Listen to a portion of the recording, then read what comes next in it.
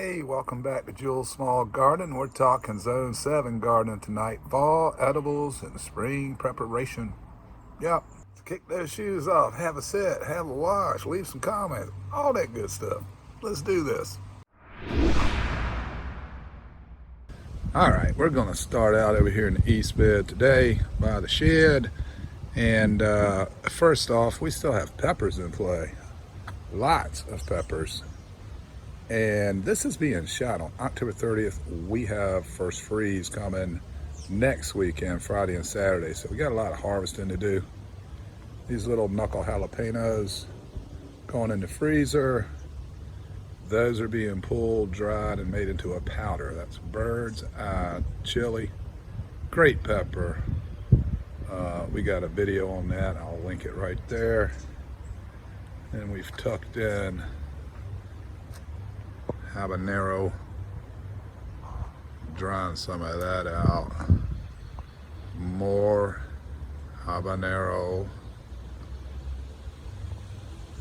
and then some nice cayenne. So all that hot stuff's going to be made into powders soon. We got to pick this stuff this week. Down here in the east bed is our garlic. Okay, this is for spring prep, obviously. This will come around the horn next year. I'll leave a video. We talked about that last week. If you missed it, check that out. This is where we had our trench of okra this year, red okra from Cray's Family Homestead. We'll save some of that seed. We've got all kinds of options here. But once they were topped, they will start branching out again, and you can get some more if you so choose. We're about through with okra this year. We've had plenty of okra to eat, no doubt. This is something else I got to do this week. Those are speckled Romans. Pulled them a couple of weeks ago, letting them dry out here. Those will be gutted, and I'm going to stick the guts into the ground, one spot there and one spot down here, and the hope is they'll do their thing and come in naturally in the spring, and then we'll have our speckled Romans. In the middle will be an okra. Up there where these peppers are, the seed of which came from Pete's little homestead in Kentucky.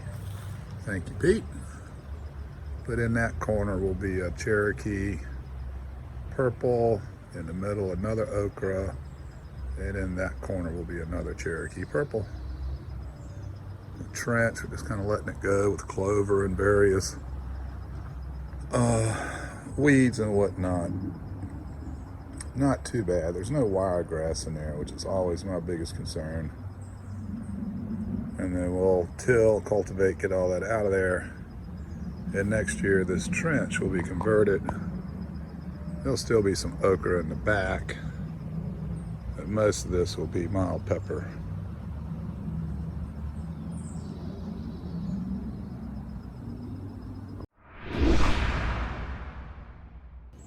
All right, so let's get over here to the south beds, or the patio beds. Those are peonies. Those will be chopped down shortly, and they will come back as usual. 25, 30 years of peonies right there. A couple strawberry plants we put in. Those are Jules, June bearing. We had 6. We got 2 of 6, or third that made it. Part of the reason is got a neighbor's cat getting in here and using this as a litter box, as you can see in that corner. What you gonna do? That's a black mission that was on last month. Hanging in there so far and doing well. That's a pink lemonade blueberry still hanging. Looks like that'll work. And this is, oh, I forget the name of that one, but that's standard blueberry. Designed for North Carolina, Zone 7. There's a little new English thyme put in back in the summer. This is our feather celosia with the sleeping bees. What's up, fellas? This is your last week of life. That's the way it goes, man. And then the pepper bed, pepper and eggplant. We still have a few eggplants. Again, this is the very end of October, and they'll make it into November, but our first freeze is about 10 days earlier than average. Well, the 70% rate. I guess actually it is hitting the average right on spot, but yeah, you can see an eggplant back there that's worthwhile. This plant's kind of died back. Lots of blooms in here, but there's still some pepper, all kinds of pepper in here. You can go back and look if you're not familiar with the channel, but there's pimento and big gem and bell pepper, all kinds of good stuff in there. That is a volunteer cherry tomato, as is that. They're obviously not going to make it. There's another one. That will be our last significant black beauty for 2021. Nice, decent size. And then over here, this is some cilantro starting to bloom up. We'll cut that back. It should pop up. Got some more volunteer tomatoes in there. And then that's that rosemary. She's looking nice and healthy. Those are my squirrel dogs. Help keep the squirrels at bay, at least during the morning and evening. What's up, fellas?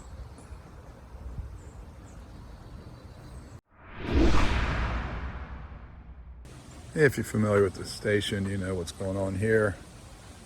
This is the herb station, hanging in pretty nicely. We even have basil left, but it'll be done very, very soon. I'm going to pull this seed probably this weekend, last weekend of October. That was basil seed. This is stevia seed, also brown bag of gnat. And then other sundry things over here, some thyme and rosemary. So yeah, that's still an edible, and also spring prep. We got plans. That's the chives pulled out of the ground and put in that little thing. I don't even know if that's a gallon, but it's doing fine. You can see we've been chopping on it, so still eating off of that. Would you look at that? That's so pretty. That was growing in there with a tomato plant. Pulled tomato and that thing went nuts. And this is something else. This is marjoram. I'm going to try to save that seed as well. Brown bag that. Either it do or it don't. Now fall edibles in earnest. You can see all this nice lettuce over here. Some of that's not going to like next weekend. We are going to do a large red mustard green soup tonight, something we can keep for quite a while. Put some sausage in it, potatoes or something. And that's the mixed Asian greens. You can still see the residual of the slug damage. Pak choy still looking really, really nice. It's good stuff. There is some edibles in here. We have pulled a carrot or two, but this is mostly for overwintering, except for the lettuce. And those are Danver carrots, really good. They're medium sized, so you can grow them in clay areas. Sorry about that. And we're overwintering some onions over here. We're down to 6 Chinese cabbage. And again, you can see the damage. Slug pressure. Not much you can do about it. at that point once it gets that far along. And a little bit of red mustard.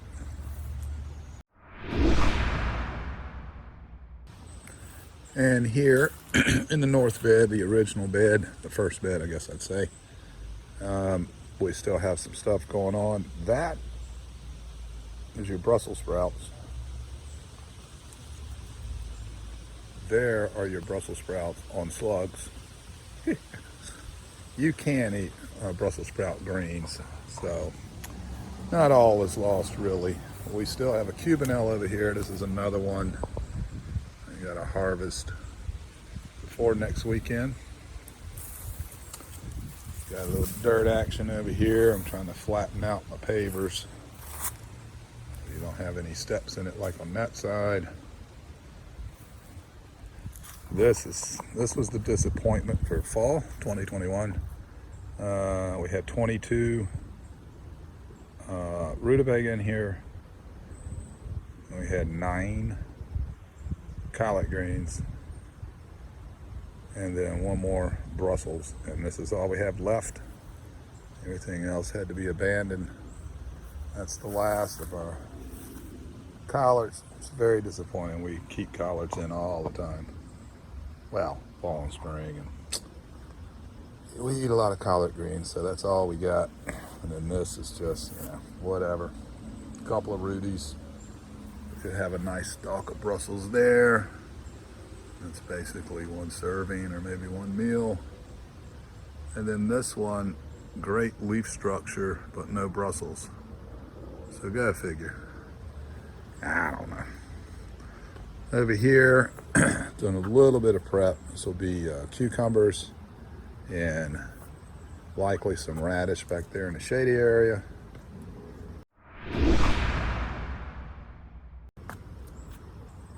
And here we go. This next year will be the pasting tomatoes. So we're doing a little bit of cover, a little bit of mulching. And this is Italian parsley, and it's going to stay right here, come back next year. Then it will go to seed. And we'll add a couple of basil plants and some onions in here with our tomatoes. Plus zinnia, plus marigolds, probably more feather celosia. Bring in some pollinators, just simple companion planting, And then this side, right now, there's a little bit of pea action in there, but nothing to write home about. Put in some beans, because I wasn't sure what I was going to do here in the spring, but these will be beans again. So there's a few in there. We grab them now and then. We didn't really have a good late season bean production, but that will be a wall of beans next summer, and that will be a wall of cucumbers next summer. And then down here in the corner, that back over there is where our sweet potatoes and our Irish potatoes will go, and probably some spaghetti squash if those do their thing. In case you missed it last time, we just tossed out some spaghetti squash that had gone bad, and they'll rot down and hopefully bring us a gift.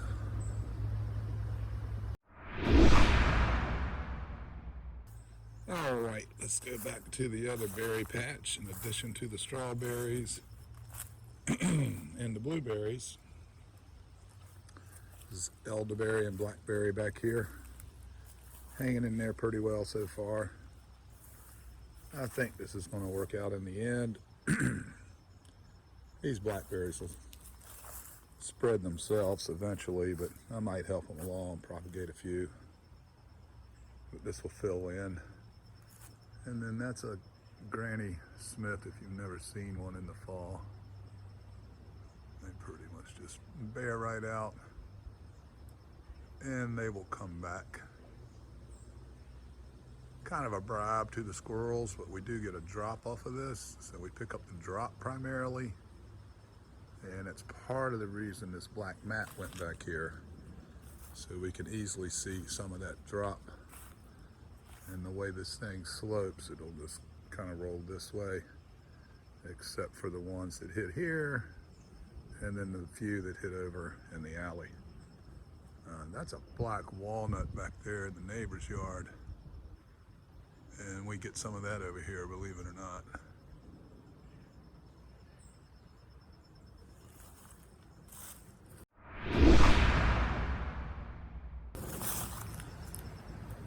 And then last, not part of edibles, but it is part of spring prep.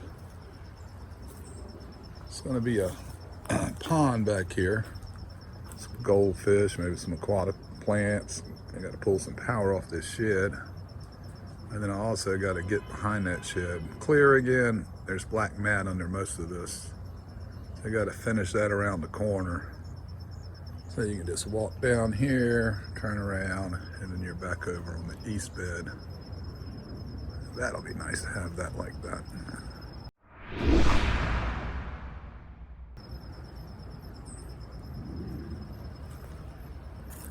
And super last, I guess, that will be replaced over there with corn and beans next year. So once we pull all that, which will be soon as we're getting that freeze, I will be adding cow manure in there to go ahead and get that bed ready for that heavy feeding corn.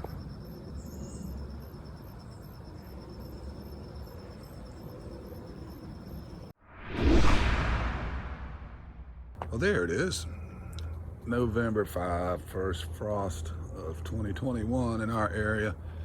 Actually, they said it got down to 27 a few hours ago. We're still below freezing right now, I think. Yeah. You can really see that frost on that. That's Garden sage right there. That stevia was already damaged. Doesn't look like it took much more, actually.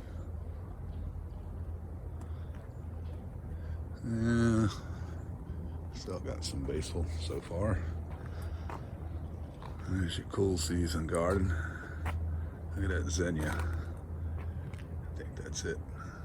But, and then again, we are almost immediately going back up to 70s in the day and 30s and 40s at night. I think we'll have a few more frost in here, but not quite over yet.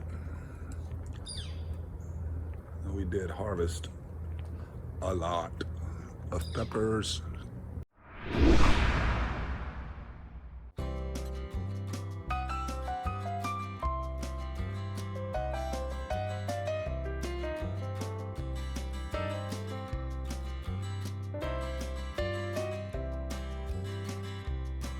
As you can see here, and then we started drying them out in the oven. That's a batch of habanero. Make some serious chili powder out of that. And here it's primarily some milds, although there were a lot of cayenne in there hidden. And I'm gonna pull 3 eggplants, 2 babies, just to see what would happen. What are you still doing out here?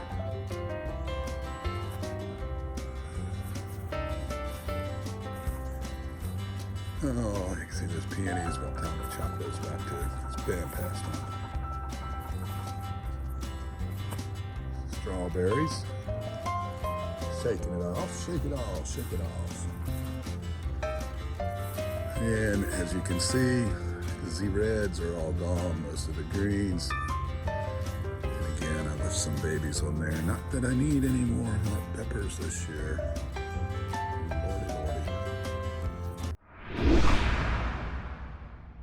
And the warm October has my, yeah, there's some okra still. Uh-oh. Yeah, it was warm in October, so my garlic here might, I don't know. We'll see what happens.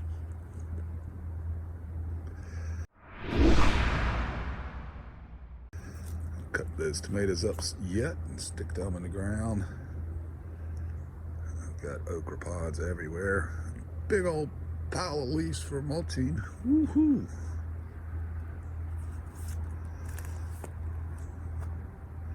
But that was it, November 5th. About 10 days above the 70% chance around here that you will have your first frost by November 15. And it happened this year on November 5. But it's still not really over. It's got one more week or something. Oh, we will see.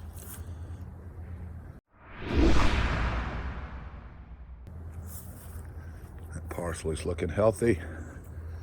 That's first year, so it stays in there. That's biennial if you didn't know that. You can let that stuff hang around and grab it the next year.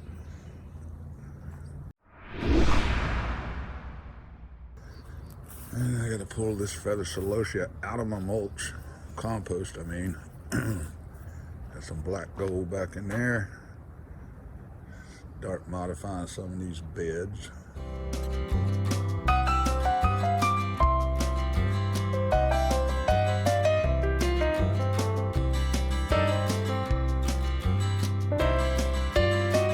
Hummingbird came by today, hovered a bit, then he flew away. Mr. Hummingbird, where did you go? Hummingbird, do you have a soul? Oh, hummingbird, you fly. God's creation before my eye. Oh, hummingbird, you fly. See you tomorrow if you get by.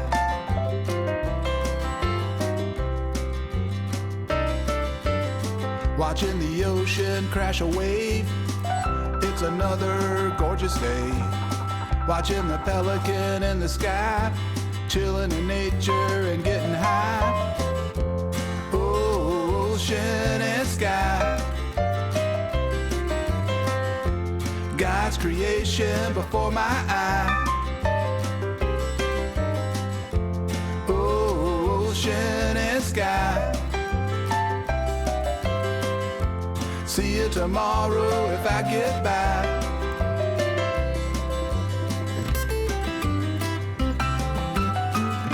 Go fly, birdie.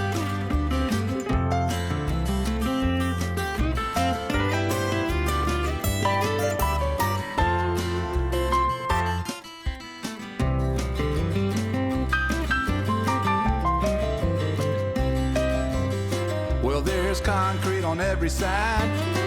Time to leave this garbage behind. Leave from the city to get away. Tired of this jungle of urban decay. Oh, hummingbird, you fly. See you tomorrow if I get by.